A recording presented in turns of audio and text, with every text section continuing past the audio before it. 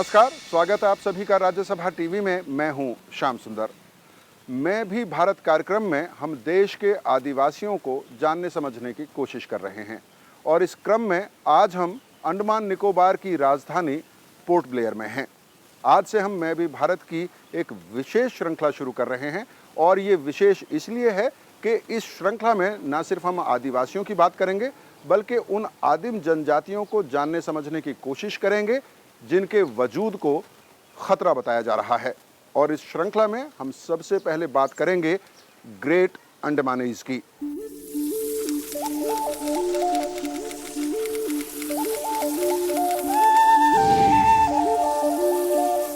Great Andamanese वो जनजाति है जिसका एक वक्त में पोर्ट ब्लेयर और आसपास के पूरे अंडमान पर कब्जा था, यानी कि वो यहाँ के मूल निवासी थे और वो यहाँ पर रहते थे। लेकिन आज वो अपने वजूद की, अपने अस्तित्व की लड़ाई लड़ रहा है।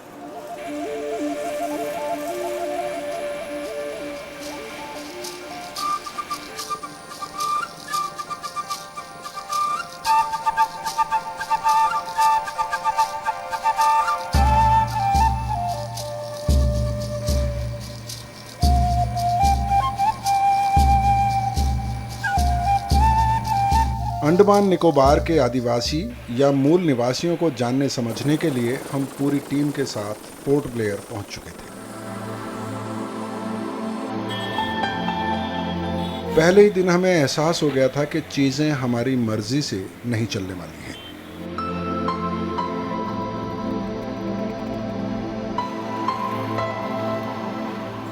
अभी प्रशासनिक अनुमति की हमारी फाइल का सफर पूरा नहीं हुआ था।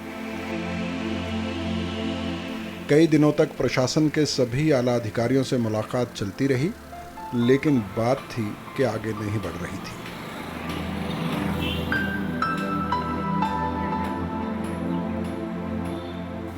अलबत्ता हमारी मुलाकात डॉक्टर विश्वजीत पांड्या से जरूर हुई। विश्वजीत पांड्या अंतर्राष्ट्रीय ख्याति प्राप्त एंथ्रोपोलॉजिस्ट हैं। अंडमान की आदिम जनजातियों में काम करने का उनका लंबा अनुभव है।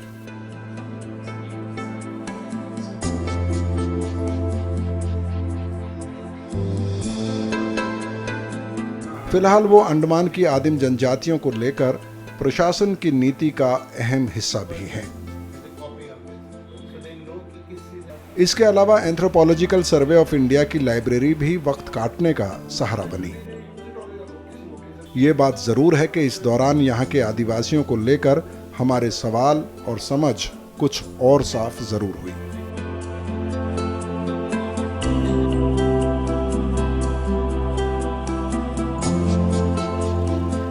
इस पूरी कसरत के बाद हमें इन आदिम जनजातियों के लिए पोर्ट ब्लेयर में बने हॉस्टल आदिम बसेरा जाने की अनुमति थी। आदिम बसेरा उन आदिवासियों के लिए बनाया गया है जो सुरक्षित इलाकों में रहते हैं और किसी काम या इलाज के सिलसिले में पोर्ट ब्लेयर आते हैं। यहां हमारी मुलाकात बोरो और उनके भांजे बीए से हुई। ये दोनों ग्रेट अंडमानी जनजाति से हैं। पोर्ट ब्लेयर में आप यहाँ रहती हैं, आप पुलिस में काम करते हैं। कब से काम कर रही हैं?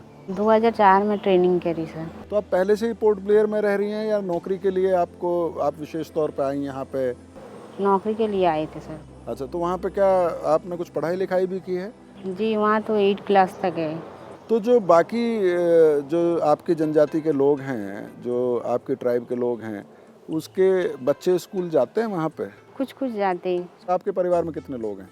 4 बहन हैं। हाँ। 3 भाई। शादी हो गई आपकी? नहीं सर, नहीं करे शादी। अच्छा, आपसे अगर कोई नॉन ट्राइबल शादी करना चाहेगा तो आप करेंगी? करना पड़ेगा सर, वहाँ तो लड़के ही नहीं तो किससे शादी करेंगे। अच्छा, स्ट्रेट आइलैंड में जो लोग रहते हैं उनकी ज़िंदगी कैसे चलती है? सबसे पहले लोग क्या करते हैं, शिकार उकार के लिए जाते सुबह उठ के। हाँ। तो कोई एक गाना बताइए जो किसी मौके पे गाया जाता हो। शर्माइए मत, थोड़ा सा सुना दीजिए 2 लाइन। आना सोमरा पाला कपूलिया इंद्रो कोयरते लो वै गिर गिर तो न जोल्दी जा रलो गिर गिर तो न जोल्दी जा रलो। बोरो ने बताया कि ग्रेट अंडमानी जनजाति के लोगों का पोर्ट ब्लेयर आना जाना लगा रहता है। वो और बीए हमसे मिलने के लिए आदिम बसेरा जरूर आए थे, लेकिन वो रहते यहाँ नहीं हैं।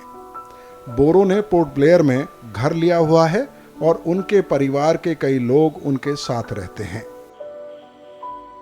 उसी दिन शाम को उनके परिवार से भी हमारी मुलाकात हुई। जब हम उनके घर पहुंचे तो हमें लगा कि शायद उनके पड़ोसी उनके घर पर मौजूद हैं, लेकिन उन्होंने बाद में बताया कि ये सभी उनके रिश्तेदार हैं। आप मतलब अंडमानी हैं आप, और आपने निकोबारी से शादी की है, लेकिन अंडमानी में आपको लड़का नहीं मिला? नहीं, सब भाई लोग हैं। सब भाई हो गया। और आपका किससे हुआ है शादी? मेरा नॉन ट्राइबल से। नॉन ट्राइबल से। और आप ट्राइबल हैं? जी। आप कौन सी ट्राइब से हैं? हम तो ग्रेट अंडमानी से। ग्रेट अंडमानी हैं। अच्छा, और आप? जी हम भी ट्राइबल है, बट नॉन ट्राइब से शादी हुआ है मेरा भी। और आपकी भी क्या यही वजह थी कि क्योंकि आपको अपने ट्राइब में शादी के लिए लड़का उपलब्ध नहीं था? हाँ, लड़के तो नहीं थे। हाँ। और सब तो भाई है और सब छोटे उम्र के हैं, और कुछ का तो शादी भी हो गया है। अच्छा, और आपका भी, या आपको बाहर ही शादी करनी थी, लव मैरिज था, कैसे हुआ सब? नहीं, ऐसे नहीं है, वहाँ में सब लोग तो रिलेटिव ही लगते हैं, भाई बहन जैसे ही है, इसीलिए। अच्छा, इस परिवार से बातचीत के बाद अब ये बात साफ हो चली थी कि मोटे तौर पर ग्रेट अंडमानी रहन सहन, भाषा और जीविका के मामले में मुख्य धारा कहे जाने वाले समाज का हिस्सा बन चुके हैं। प्रशासन भी मोटे तौर पर इस स्थिति को मान चुका है। इनकी जीवन शैली पूरी तरह से बदल चुकी है। ग्रेट अंडमानी 40 के ऊपर हैं करीब, लेकिन सब मिश्रित हैं। मतलब उनके शादियां कुछ मेनलैंडर्स के साथ भी हुई हैं। उनके बच्चे आज हॉस्टल में पढ़ भी रहे हैं, विवेकानंद स्कूल में। आगे आए भी हैं, चेस चैम्पियनशिप में, वॉलीबॉल में जैसे खेलों में आगे आए हैं। तो वो एक डिफरेंट स्केल ऑफ एक्लचरेशन में हैं, जबकि उनका सबसे ज़्यादा नुकसान अर्ली ब्रिटिश कांटेक्ट में हुआ है। तो ये कहा जा सकता है कि जैसा उनका जितना लंबा ड्यूरेशन रहा है कांटेक्ट का, उतना उनका चेंज भी हुआ है। लेकिन वो चेंज पॉजिटिव है या नेगेटिव, ये एक सोचने का मुद्दा है। ग्रेट अंडमानी की घुमक्कड़ जीवन शैली के कारण कोई स्थायी बस्ती नहीं हुआ करती थी।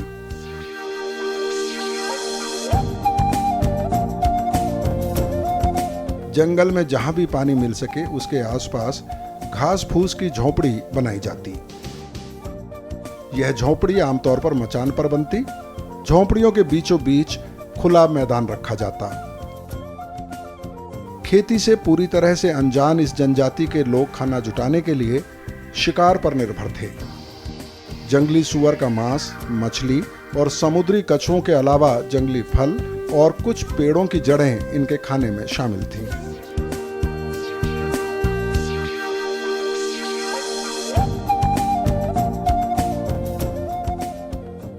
ग्रेट अंडमानी जनजाति के लोग नाव बनाने में माहिर थे और वो एक ही पेड़ के तने को खोदकर नाव बनाते थे। 18वीं शताब्दी तक ग्रेट अंडमानी पूरी तरह से अपनी दुनिया में थे।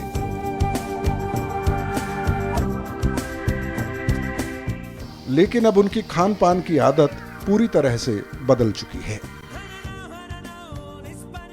The survival is unlike the Vina Navis in Canada or even the Yanomami, where the understanding is that look, we people, we are an insider, they are theirs, outsider.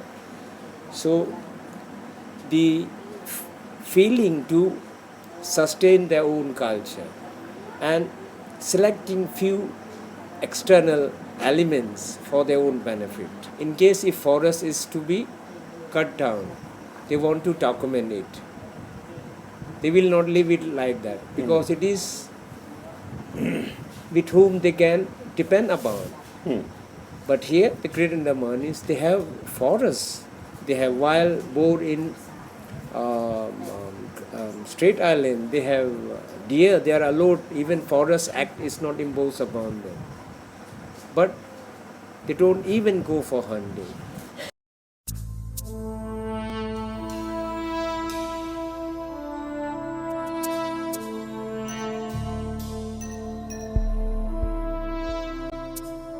Andaman की इस सेलुलर जेल का जितना गहरा ताल्लुक भारत की जंगे आज़ादी से है, उतना ही गहरा ताल्लुक यहाँ की आदिम जनजातियों के वजूद को पैदा हुए खतरे से भी है। जिस वक्त में ये जेल बनाई जा रही थी, वही वो समय था जब बाहरी दुनिया के लोग यहाँ की आदिम जनजातियों के संपर्क में आए और वो संपर्क इन आदिम जनजातियों के लिए बेहद खतरनाक साबित हुआ। और जिस जनजाति से बाहरी दुनिया के लोगों का सबसे पहला संपर्क हुआ, वो थी ग्रेट अंडमानी जनजाति। ग्रेट अंडमानी जनजातियां बाहरी दुनिया के साथ संपर्क को बेहद संदेह से देखते थे और किसी भी सूरत में इसके लिए तैयार नहीं थे। 15वीं शताब्दी से 18वीं शताब्दी तक जिसने भी ऐसी कोई कोशिश की, उनको इन आदिवासियों ने अपनी दुनिया में दाखिल नहीं होने दिया। इन जनजातियों के बारे में कई तरह की धारणाएं रहीं। मसलन लंबे समय तक इन्हें नरभक्षी माना जाता रहा। लेकिन 18वीं शताब्दी में अंग्रेजों ने यह तय कर लिया था कि वो अंडमान में अपना अड्डा बनाकर रहेंगे।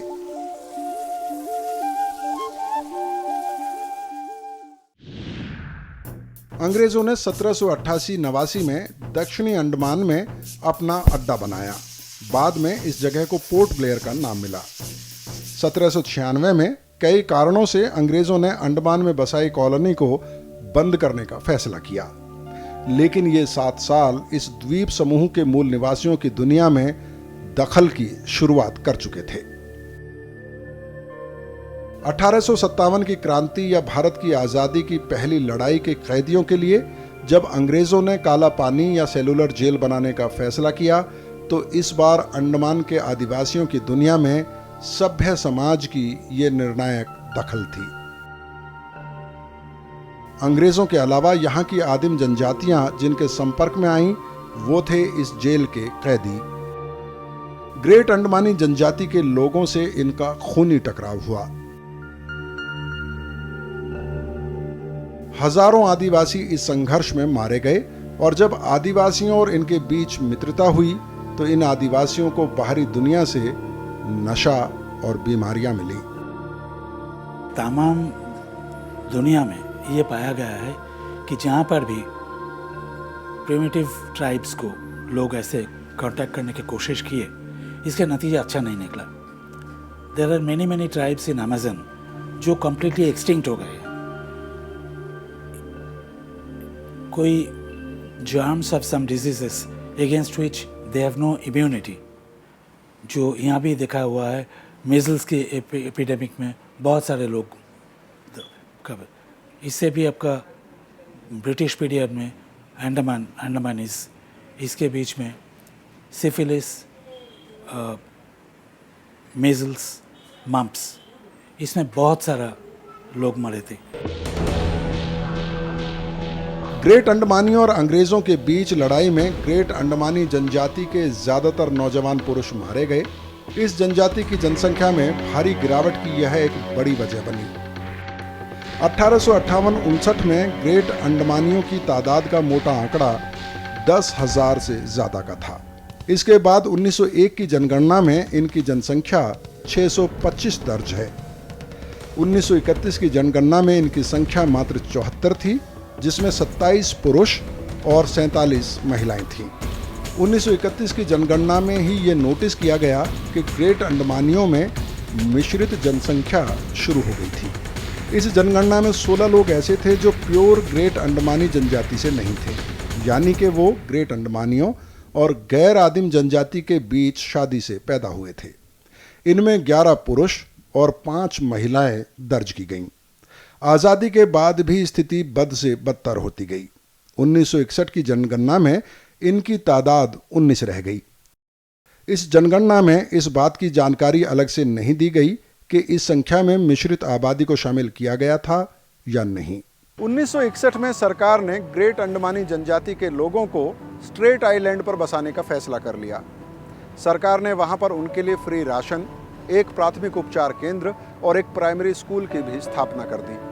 इसके पीछे सोच ये थी कि ग्रेट अंडमानी जनजाति के जो लोग बचे हैं उनकी जीवन शैली, उनकी पहचान, उनकी भाषा को बचा के रखा जा सके और उस पूरे इलाके को सुरक्षित इलाका घोषित कर दिया गया, यानी कि कोई भी आम नागरिक उस इलाके में नहीं जा सकता।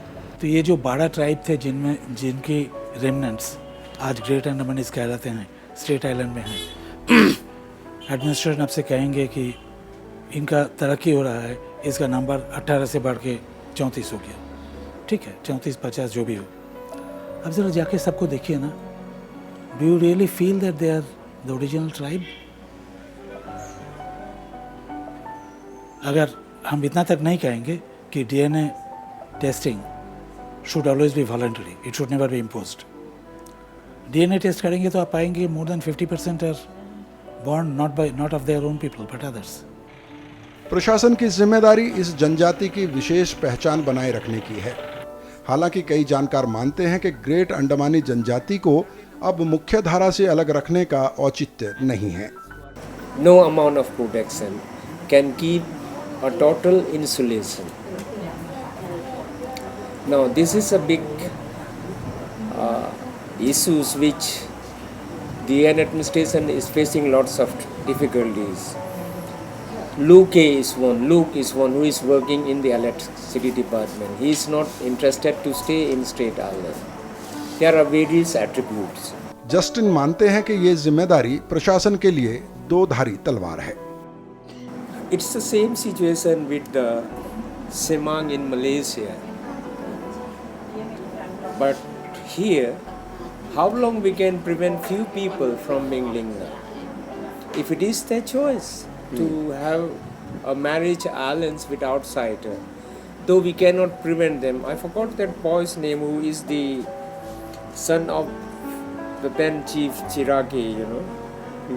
When the social worker would be trying to make him understand, look, you are seeking a marriage alliance with a bad character, a female. See, it's not good for them. Then that boy would be angry that he is not allowed to. Andaman Nicobar की आदिम जनजातियों में great Andaman की तादाद एक समय में सबसे अधिक थी। अंडमान की जनजातियों के लिए ग्रेट अंडमानी नाम सुविधा के लिए इस्तेमाल किया गया।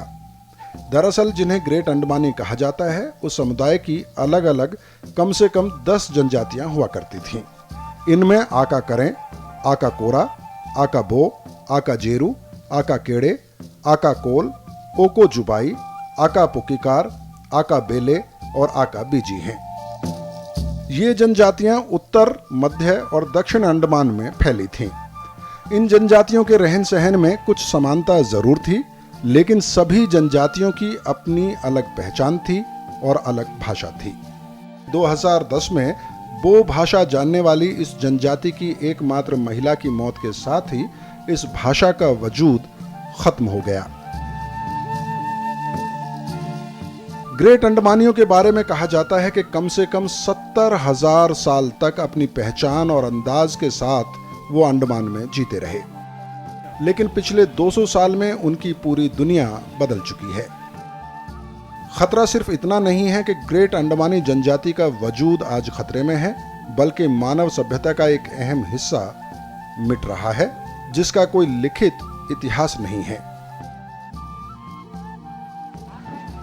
मेरे पीछे आप अबरडीन युद्ध स्मारक देख सकते हैं।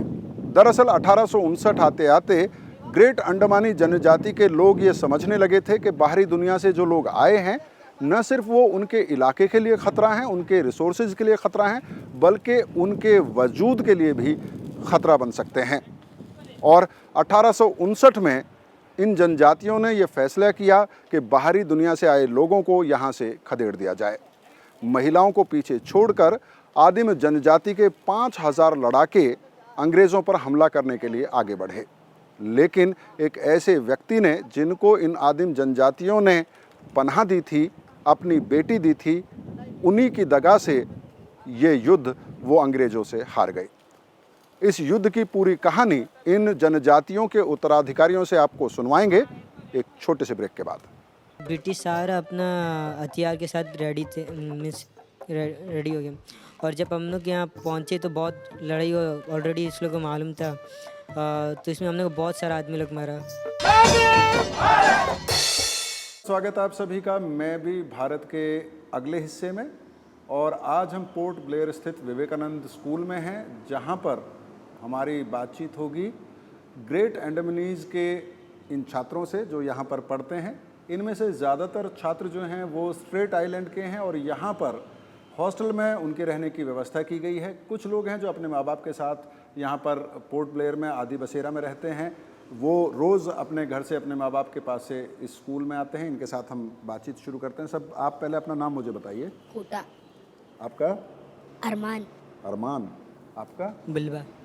आपका? डेस। आप भी बताइए। लेफाई। और आपका क्या नाम है? किजेरे। और आपका? जानू। और आपका? जुजोल। स्ट्रेट आइलैंड में कोई स्कूल है आप लोगों के लिए? जी है।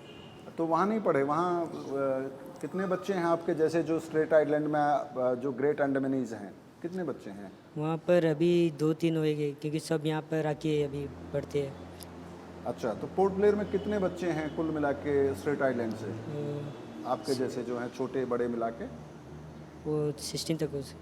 16 के करीब बच्चे हैं। क्या अभी भी हंटिंग गैदरिंग होती है या आप लोग आपके परिवार जो हैं उनके वो कुछ और चीज़ें खाने लगे हैं, सब्जियां दालें, काम करते हैं, खेती करते हैं? किस तरह से रहते हैं वहाँ पे अभी भी?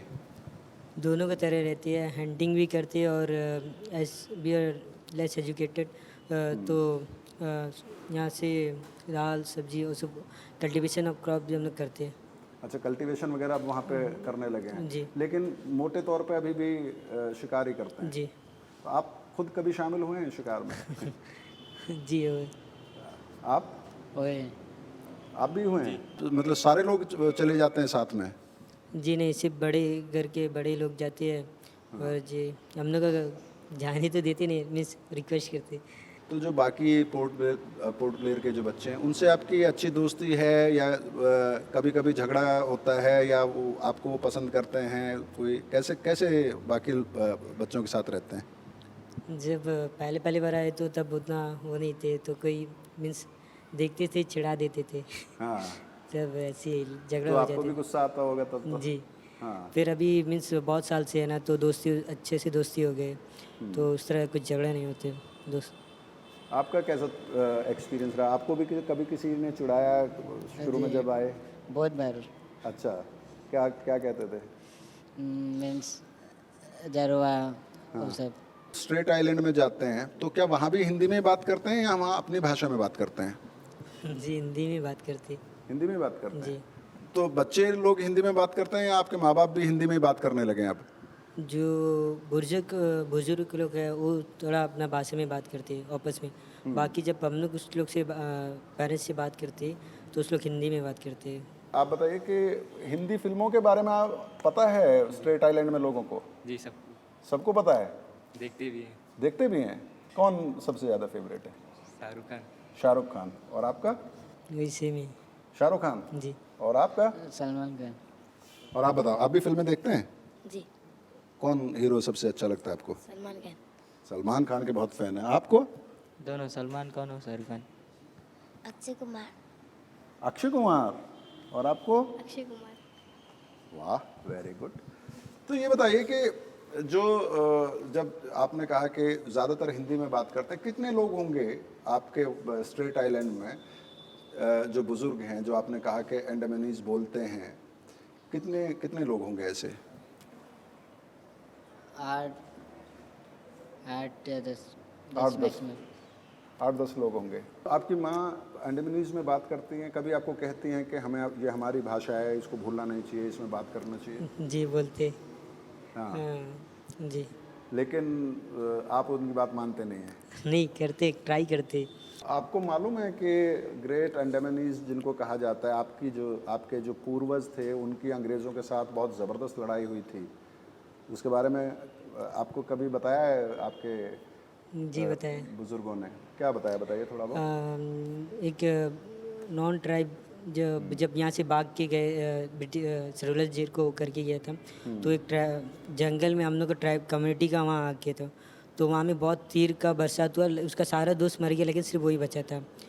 वो हम लोग का चीफ के सामने मीन्स वो मांगा कि उसको लाइफ दे, तो चीफ मान लिया उसका बात और उसको सरवाइव करने दे दिया। थोड़ा दिन बाद जब चीफ उसका वो देखा कि वो हम लोग में इंगेज होता है तो बहुत खुशी हुआ और उसको अपना 2 बेटी के साथ उसका शादी करा दिया। तो एक दिन जब चीफ और फुल कम्युनिटी मिल के बोला कि हम लोग अटैक करेगा अबेडीन का वहाँ ना, तो वो नॉन ट्राइब सुन लिया था, तो वो जाके अपना यहाँ के बोल दिया। वो बोला तो जो यहाँ का ब्रिटिश का जो वो था हेड था, वो उसको यहाँ से बाहर जाने का वो दे दिया, बिहार अपना जगह जाने का, और उसका जो पनिशमेंट था वो कम कर दिया। और ब्रिटिश सारा अपना हथियार के साथ रेडी थे, मीन्स रेडी हो गया। और जब हम लोग यहाँ पहुँचे तो बहुत लड़ाई ऑलरेडी इस लोग को मालूम था, तो इसमें हम लोग बहुत सारा आदमी लोग मरा, जिसका वजह से हम लोग को बहुत आदमी लोग लॉस्ट हो गया। और जो चीफ का जो 2 बेटी था वो दोनों को भी नॉन ट्राइब के साथ निकाल दिया, उस लोग को फुल अपना कम्युनिटी से भगा दिया था, बहिष्कार कर दिया उसको। क्योंकि वो उसका पत्नी थे ना दोनों, इसलिए। क्या आपको लगता है कि पढ़ने लिखने की ज़रूरत नहीं है, अगर आप हंटिंग करेंगे जो जैसे आप जी रहे थे वैसे ही जीने देना चाहिए था आपको? मेरा मन मेरी ही जगह पे है, मीन्स मेरे को उसी तरह रहना चाहिए था। वहाँ में हम लोग जैसे चाहिए वैसे लीव कर सकते और अपना सारे रिक्वायरमेंट वो कर सकते फॉरेस्ट के जरिए। यहाँ में जो है वो बहुत सारे जो केमिकल से जो इफेक्ट होता है, बहुत सारे जन को यहाँ में इफेक्ट होता है। वही आपकी भाषा है, उसमें कोई गाना आपको आता है? का जो बेसरकम थोड़ा ऊंची आवाज में। रूले बाबा कथा तो चर चुत फालबे किरे तो मेरो अबे आमाया टोटाए केर भी कले में आरेडा भी कले में आरेडगो का जो बेसरकम ईडो साई रूले बाबा कथा तो चर चुत फालबे किरे तो मेरो अबे आमाया टोटाए केर भी कले में आरेडा भी कले में।